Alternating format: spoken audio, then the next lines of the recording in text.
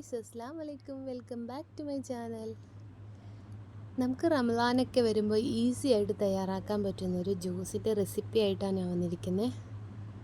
അതിന് നമുക്ക് കുറച്ച് തണ്ണിമത്തൻ കട്ട് ചെയ്തത് വേണം.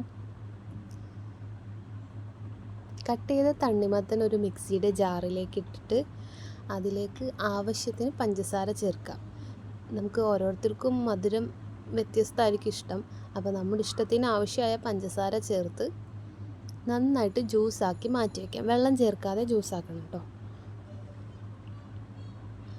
അതിനുശേഷം ഒരു ഗ്ലാസ്സിലേക്ക് ആവശ്യത്തിന് വെള്ളം ഒഴിച്ച് അതിലേക്ക് ഒരു സ്പൂൺ കസ്കസ് ആഡ് ചെയ്ത് നന്നായിട്ട് മിക്സാക്കി മാറ്റി വയ്ക്കണം. കുറച്ച് തണ്ണിമത്തൻ ചെറുതാക്കി കുനുകുനാന്ന് കട്ട് ചെയ്തത് ഒരു ഗ്ലാസ്സിലേക്ക് ആവശ്യത്തിന് റോസ് സിറപ്പ് ആഡ് ചെയ്ത് അതിലേക്ക് നമ്മൾ കുതിർത്തി വെച്ച കസ്കസ് ചേർത്ത് കൊടുക്കാം. കട്ട് ചെയ്ത് വെച്ച തണ്ണിമത്തൻ്റെ പീസ് ചേർത്ത് കൊടുക്കാം. പാല് ചേർത്ത് കൊടുക്കാം. നമ്മൾ അടിച്ചു വെച്ച ജ്യൂസ് ചേർക്കാം. ബാക്കിയുള്ള കസ്കസും കട്ട് ചെയ്ത തണ്ണിമത്തൻ പീസും ചേർത്ത് നന്നായിട്ട് മിക്സ് ചെയ്യാം. തണുപ്പിഷ്ടമുള്ളവർക്ക് ഐസ് ക്യൂബ് ഇടാം.